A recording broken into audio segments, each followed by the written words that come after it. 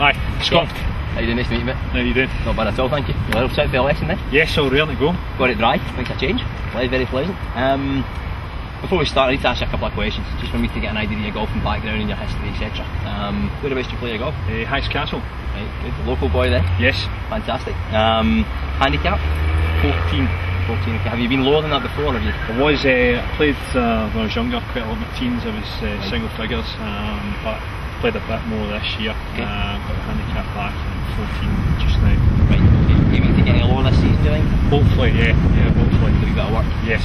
With regards to work in practice, do you get the chance to practice a lot? Or? Nowhere near as much as I'd like. Right. Maybe playing about once a week at the moment with little if no practice at all. That's all right, so you find it kind of difficult to, yes. to improve, okay. With regards to the bad shot in the bag as well, what is the bad shot would you say? It's a cut shot, it's left to right. It's a cut shot. Does it start on the target and then move to the right, or is it? Yeah. It does, right, it starts, okay. What we'll do then, we'll get you in and we'll get you to make some swings and warm up. I know you've had a few swings already, hit some shots, and then I'll come in later on and see what we can do. Excellent. Okay.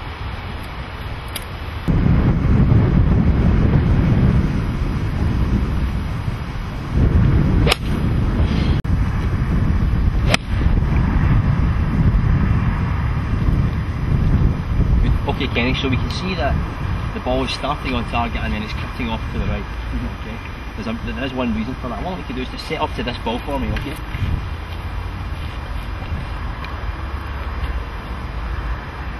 Now, I want you to take the club back and to stop when the club reaches waist height, okay? Good, okay. Now we're able to see from this position here that the toe of the club is actually almost pointing behind us and the club face is pointing towards the sky. Okay? It's not really the ideal position.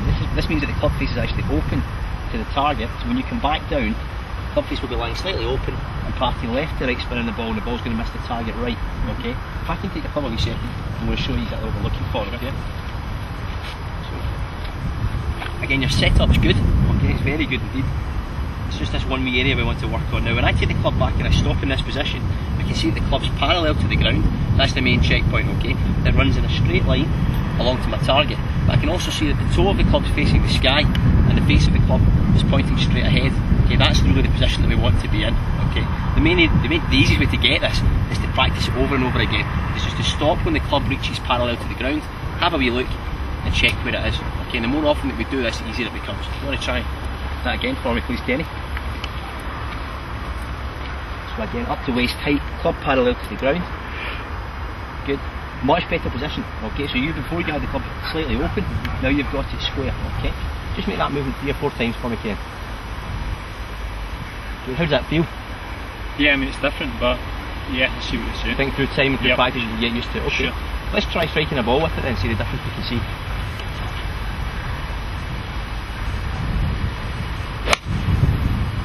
Good. So a difference in the flight there, the ball started on target and held its line, as opposed to before it started on target and it cut off to the right. Yep. Okay. Much better. Try one more for me. What you could try this time is to put what we talked about, it's a pre-shot routine, so to stand over the ball, make 2 movements to the same area and then make the swing itself.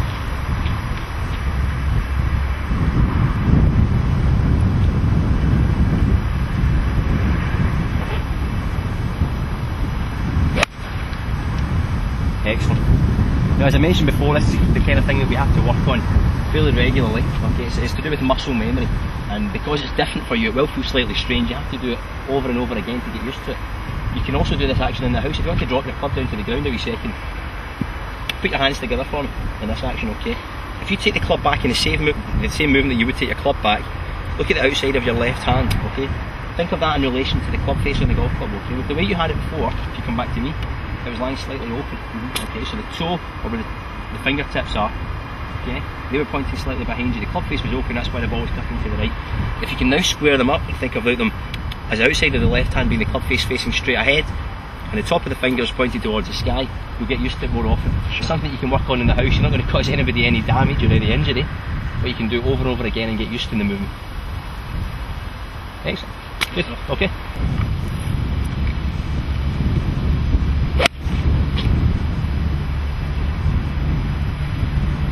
Kenny, that was great. I mean, hopefully you can see a difference in the flight of the ball there. Yeah. So we've taken off a little bit of the left to right spin. As I said, you were coming in with, on a nice line. The actual angle of attack was nice. The path the club was taking in the cliff, club face was taken into impact was nice. It was just a fraction open. He's taking away that left to right spin. We're now getting a fly that's a wee bit stronger, it's actually a little bit lower, and it's straighter. Okay. Good stuff. Thanks very much, Scott. Thanks very much, mate. No problem at Cheers. all. Cheers.